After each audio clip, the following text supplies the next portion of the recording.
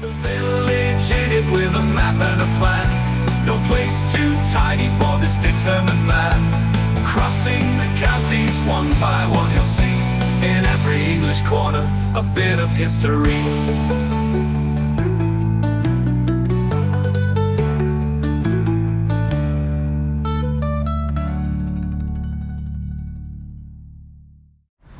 Hello folks, welcome back to Rushcliffe for the final run. There are 7 left down here in this part of Nottinghamshire, and we're beginning with one of 3 which are very, very big. I'm allowing 2 hours for this walk. There's a lot to see in this one. This is known as the Museums Village, and its name is Ruddington.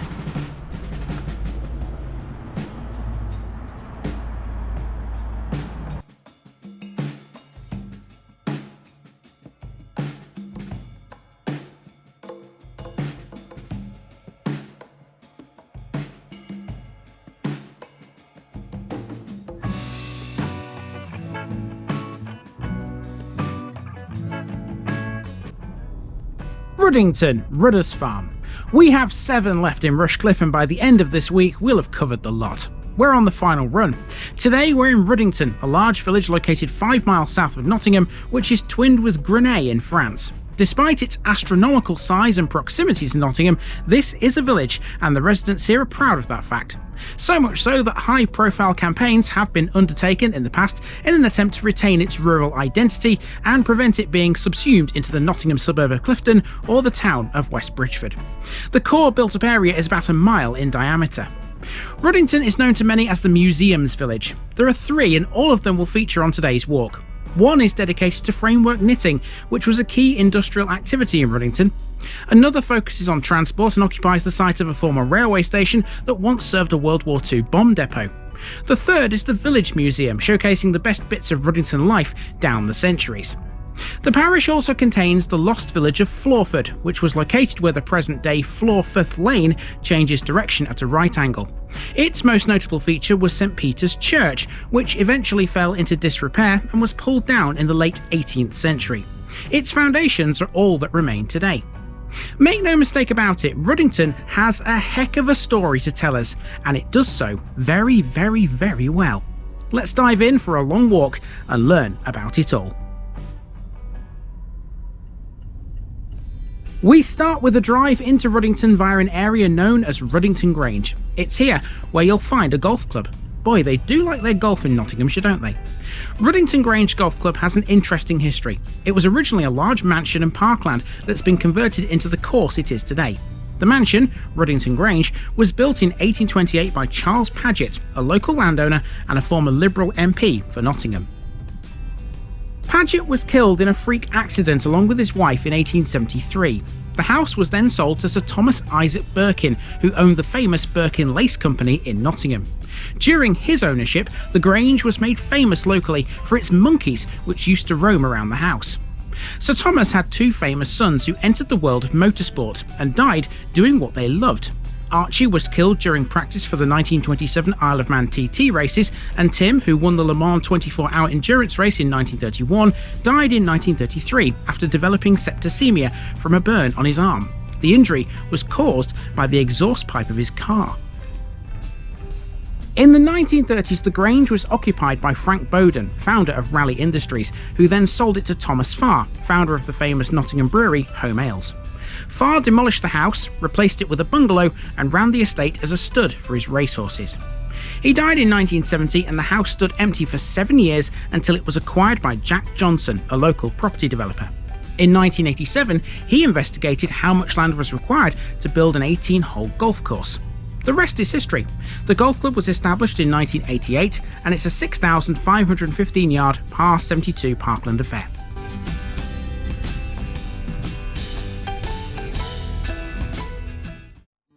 Now, while we're on about big houses, try Ruddington Hall for size. Unlike the Grange, this still stands. It's had a succession of notable owners, some of whom are major figures in Nottinghamshire history. Let's run through them. The wealthy Bolton industrialist and banker Thomas Cross built Ruddington Hall in 1860 and owned it until his death in 1879. A year later, Philo Lau Mills, an American merchant, purchased it. He would go on to be the High Sheriff of Nottinghamshire in 1897. Next, it came to Major John Ashworth in 1907, and it developed into the base for a successful timber importing business. Dorothy Kate Foreman Hardy, a member of a Nottingham newspaper and printing dynasty, then owned it in 1931. During World War II, the Red Cross used it as a convalescent hospital, accommodating up to 75 patients. The hall continued as a hospital until after the war, and it was sold into private ownership again in 1980. In 1992, the hall was acquired by Midland Software Limited, and since then, lots of restoration work has been carried out. Visiting Ruddington Hall today means immersing yourself in a history of elegance, hospitality, and change. Okay, so here we are then in Ruddington Village, and we're beginning the main walk in a housing estate that's to the east of the main village street. And as you can see, I'm in a park here surrounded by houses. Now this park is nice enough, but it's not the biggest park you'll find here in Ruddington. That would be Rushcliffe Country Park, which has got a very, very interesting history to talk about, but that's further on in the route. It's about halfway round. We're actually beginning by heading towards that main street because our first landmark is a pub. Ruddington has a few pubs. Here's the first one, the Ruddington Arms. Its current owner is Mark Anderson, who is also the owner of the Ruddy Good Pub Company. He comes from Newcastle upon Tyne. The pub you see here today was refurbished in 2014 and renamed. It was originally known as the Jolly Farmers Inn and was a home ales tied house.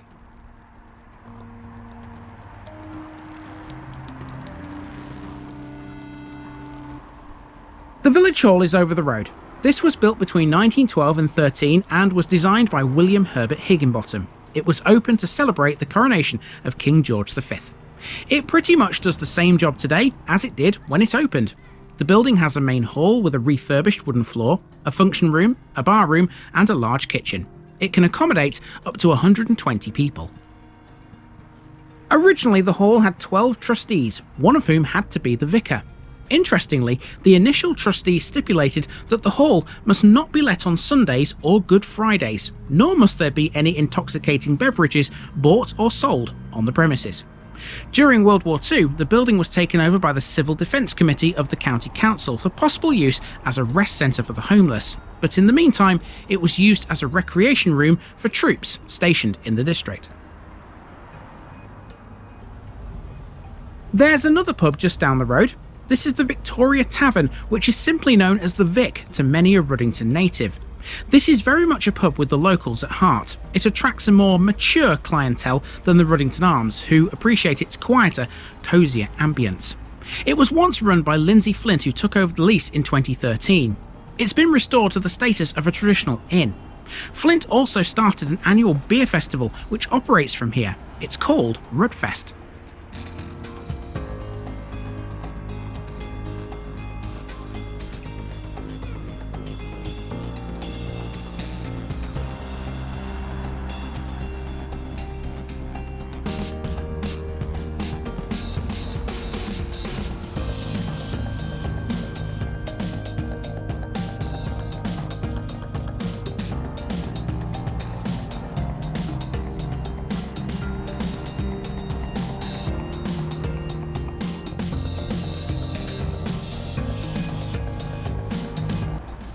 Moving away from pubs for a bit, next we head into Manor Park to find a school. This is a private road if you're in a car, but you've every right to walk down here. The school in question is James Peacock Infant and Nursery. It dates back to 1641 when its namesake left money in a will to establish it. James Peacock was born in 1585 and became a very successful leather trader in London. Dying childless, he willed his estate to various good causes, including the foundation of this school. The original school was a thatched farmhouse on Church Street that taught boys and girls for over 200 years. It was replaced in 1875 with a brick building on Asher Lane, which is now Adlard Print and Reprographics. Boys and girls were later separated and the girls moved to a building known as St Peter's Rooms. We'll catch that later. It's now a mixed junior school called St Peter's, and in 1973 it moved to its current premises on Ashworth Avenue. Meanwhile, this school, the Associated Infants and Nursery, has been on Manor Park since 1967, and the two work in conjunction with each other.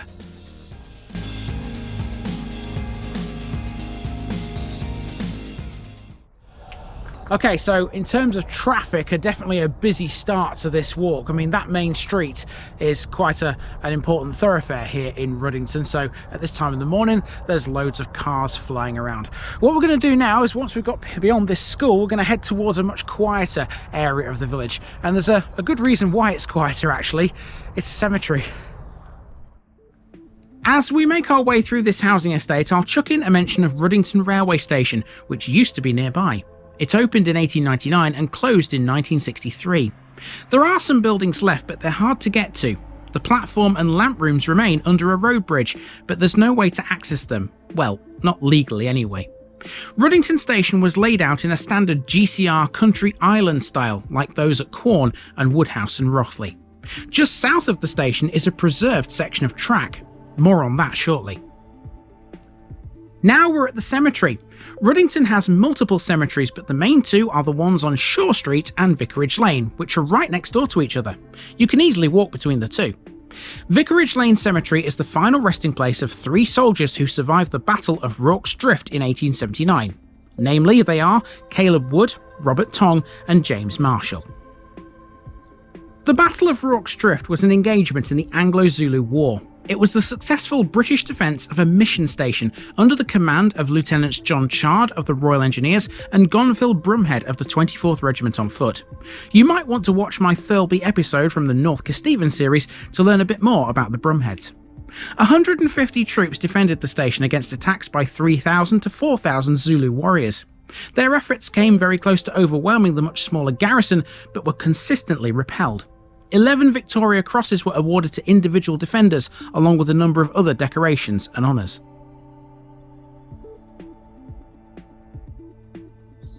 It's a residential area next. These are all modern houses, but Ruddington has been expanding for several centuries. What you see here today is a marked difference from the days when framework knitting was king. All of these houses, though, are much later. Ruddington expanded further between the wars and after them as new housing estates were built at the edge of the village. This is one of those estates. Ruddington Baptist Church next, which you'd be forgiven for mistaking for a house. Ruddington's first General Baptist Church was built in 1823. It was a branch of a larger Baptist church on Mansfield Road. Obviously, this isn't that building, it's far newer. The original Baptist church was the second nonconformist chapel to be built in Ruddington. The Primitive Methodists followed in 1829, and the Wesleyans built their own building in 1835. Predating all of those, however, was a Quaker meeting house which existed as early as 1733. That was located where the War Memorial currently is, next to the church, on Shaw Street.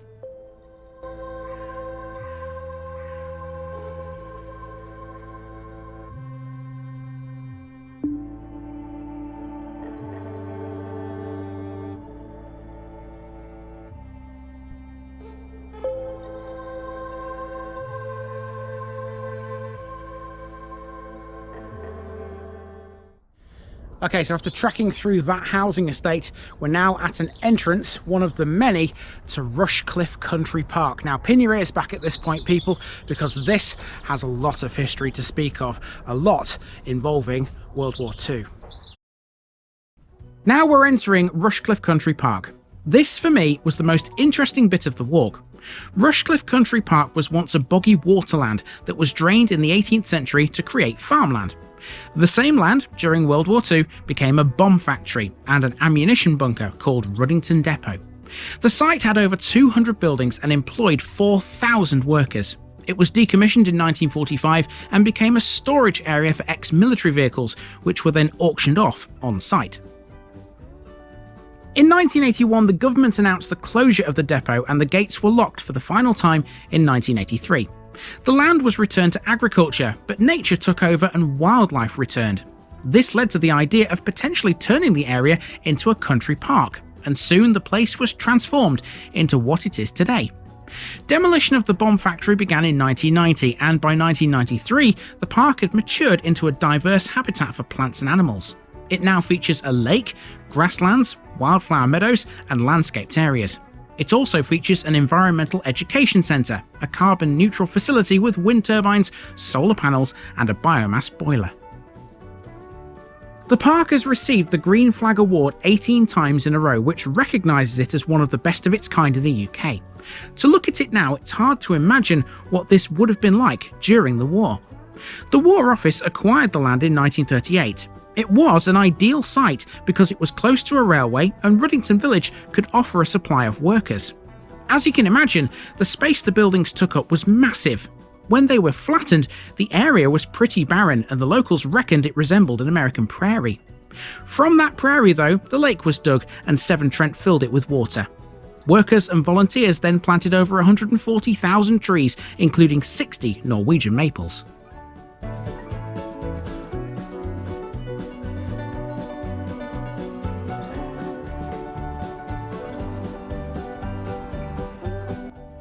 Ruddington Depot was served by its own railway station. It was called Ruddington Factory Halt and it opened in 1941. It was connected to the main Great Central Railway via a short spur, and the two lines joined just south of Ruddington Station. The station closed in 1948, seeing as the bomb depot was no longer in service, but it's now active again. The site is now occupied by the Nottingham Heritage Railway instead and forms part of the Transport Heritage Centre. The old station is now known as Ruddington Fields. It features a road transport building, locomotive sheds, a GCR signal box which was originally at Neasden, miniature and model railways, a cafe and a visitor centre. Now of course, railway enthusiasts love this place, but so do the bus nerds out there.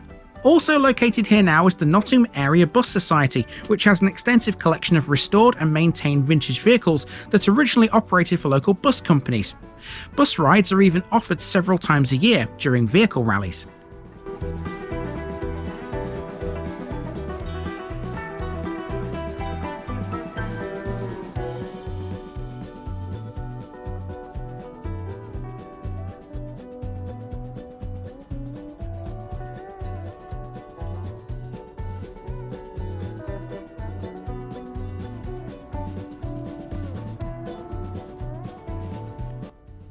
Now to start making our way back into the village again, and there's a sports area to see next.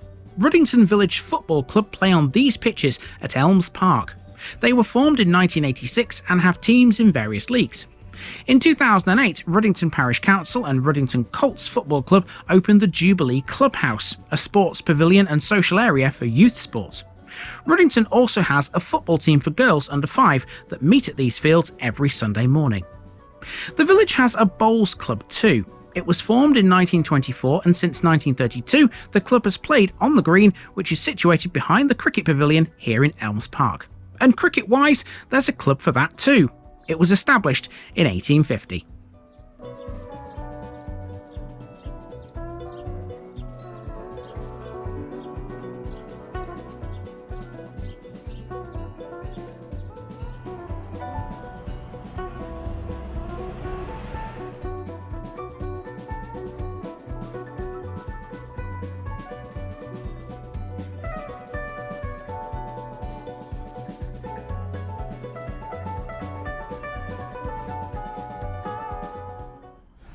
Now, as if all that greenery in Rushcliffe Country Park wasn't enough, here we have the actual village green, which marks our entrance to the oldest part of Ruddington, if you like, the bit that was here before anything else. Now, there's a lot of landmarks in this particular part of Ruddington. They're all sandwiched together, clustered in a nice, neat little, well, circle, I suppose. That's the way I'm going to go around them.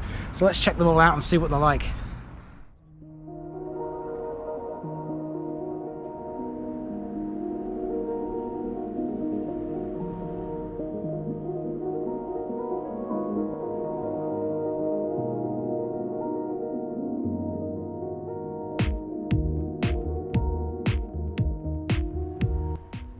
Another pub now. This is the White Horse, a gastropub that's been involved in several events in the community. It's one of the village's leading hostelries, as well as the initiator of the now annual and hugely successful Ruddington Beer and Cider Festival. The White Horse was previously owned by Tony Beecroft and Jess Curtis for 10 years before being sold to Andy Hunt and Abby Clifton in 2013. The pub has been lavishly praised for its family-friendly atmosphere and fresh food. Children can design their own pizzas in here, you know.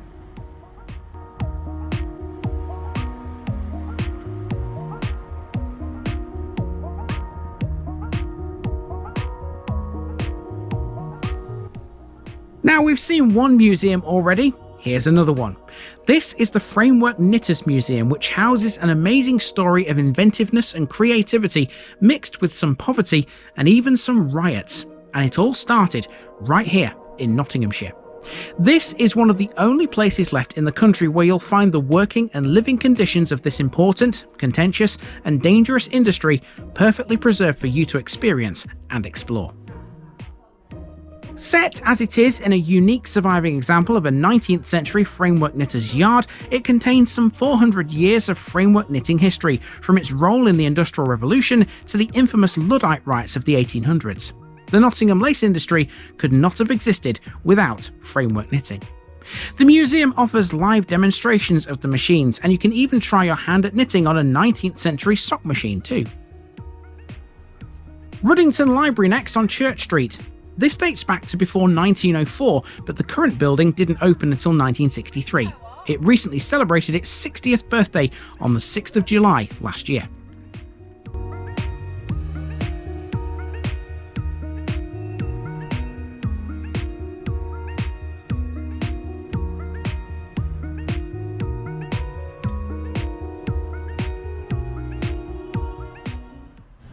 This route around the village centre is not a perfect circle. There are a few bits where I've got to sort of deviate from the circle, including this bit here. I've walked down, what's the name of it? Perkins Street, and this will take us to the Conservative Club, which you can see behind us there. That's next. The Conservative Club is the place to be on the third Thursday of every month. That's open mic night, where performers from all genres are welcome to join the regular acts and audience members. If that's your thing, of course. Not far away is the Frame Breakers pub, which was originally called the Bricklayers Arms until it was renamed in 2015. It began life as a beer house in 1868 and became fully licensed in 1880. So why the name Frame Breakers, you ask? Well, it comes from the Luddite movement between 1811 and 1816, when British weavers and textile workers protested over the introduction of mechanised looms and knitting frames. Riots ensued, and the workers literally smashed their frames. The movement was led by Captain Ludd, also known as King Ludd or General Ludd. The word Luddites refers to the weavers and textile workers who objected.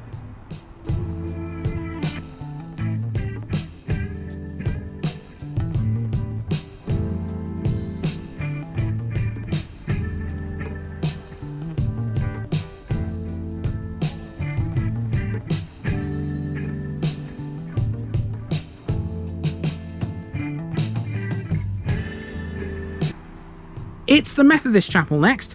Now, do you remember earlier we mentioned the Wesleyans and a chapel that was built in 1835? Well, that's not this. In 1873, the Church Street Chapel, was built to accommodate an ever-growing congregation, replacing the original building in the process. In 1880, the old chapel was used as a social club for navvies, who were busy at the time building the Great Central Railway. So what happened to the primitive Methodist Chapel from 1829 then? Well, you've already seen it. In 1991, the Framework Knitters Museum purchased it, and it became part of their setup after being refurbished in 2004. That's very fitting, you see, because many of the primitive Methodists in Ruddington in the 19th century would have been framework knitters. Incidentally, Chapel Street, where the museum is, used to be called Rantergate, a name linked to the worshippers who would have frequented it. The last of the village museums is located within St Peter's Rooms, which we learned about earlier. It's an imposing building, but has quite an intimate atmosphere. The museum was founded in 1968 and explores mainly retail life in late Victorian and early Edwardian Ruddington. It uses a series of displays which recreate the village shops of yesteryear. The use of those displays make it appealing to elderly visitors and children alike. Its collection focuses not just on retail, but also on the social and industrial history of the village. The artefacts inside have been donated by local residents and businesses over the past 40 years, and there's also a small number of oil paintings to illustrate it all. Well, I'll tell you one thing that surprised me since entering the village centre is just how quiet it is, considering that so many people live here. I'd have thought it had been a bit more busy, a bit more bustling, a bit more thriving, but it isn't apparently. There's the Co-op anyway, which is the main sort of supermarket here in Ruddington, and behind the camera at this point, there's the church. That's next. Well, the church is next, but there's the small matter of the parish notice board first.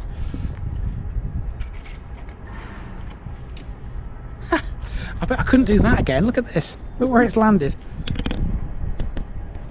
Awesome stuff.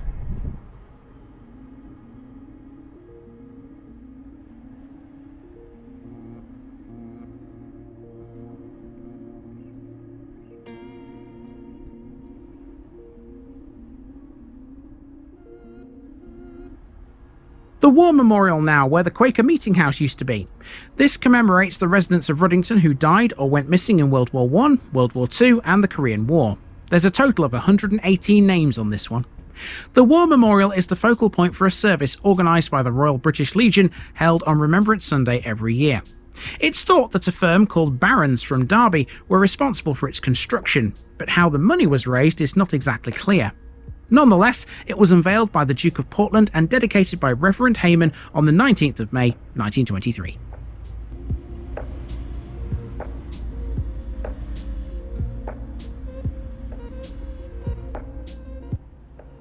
The memorial stands outside St Peter's Church.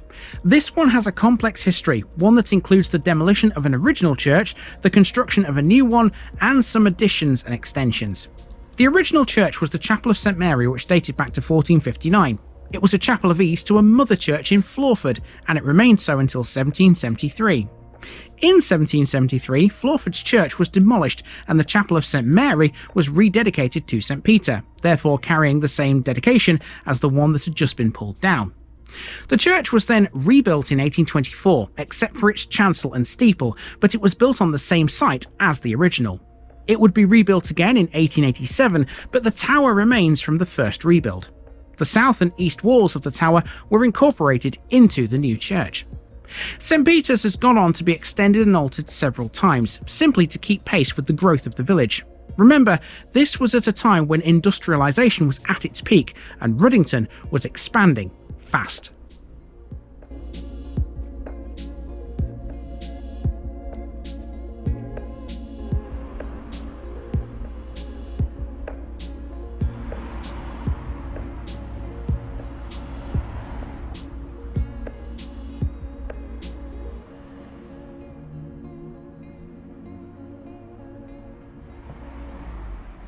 Almost at the end, here's yet another pub, the Red Lion.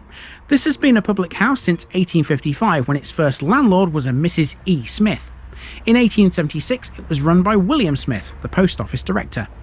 Today, the Red Lion is a traditional wet-led pub with a bar, lounge and large outdoor area. The bar has a dartboard and shows live sport, whilst the lounge has a log burner and large TV. The outdoor area includes a heated marquee that can seat 82 people.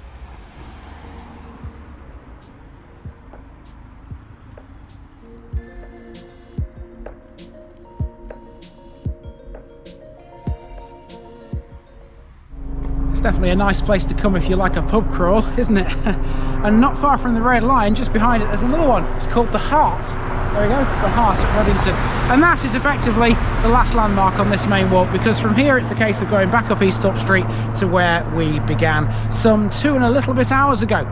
We're not quite done with Ruddington just yet though, because this road becomes Flawford Lane, and that brings us to the hamlet of Flawford, which not a lot of people know about.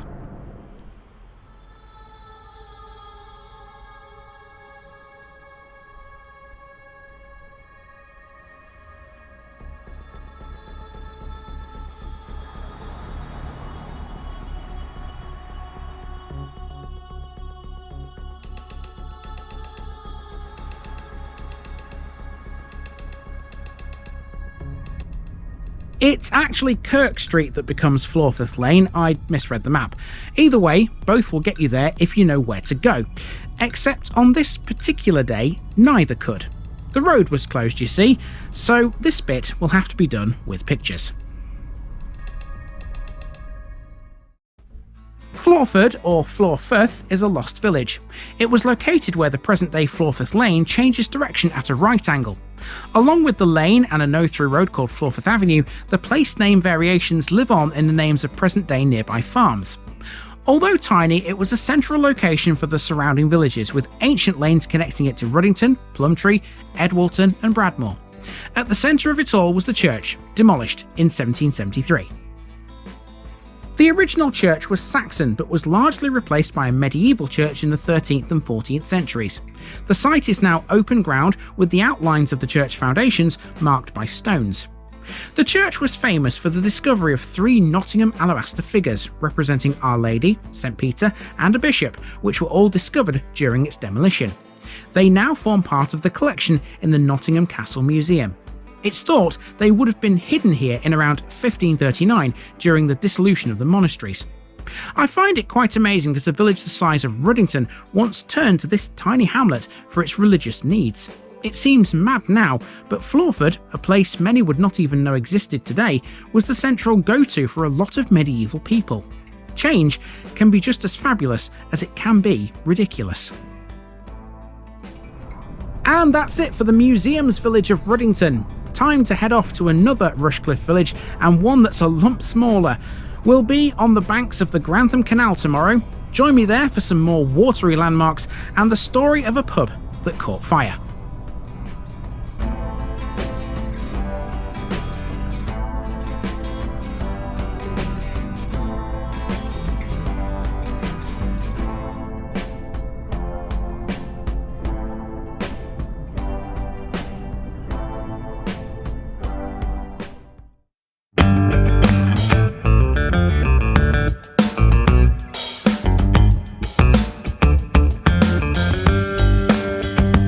Now, just before I go, remember, this video is part of a huge project to visit every civil parish in England.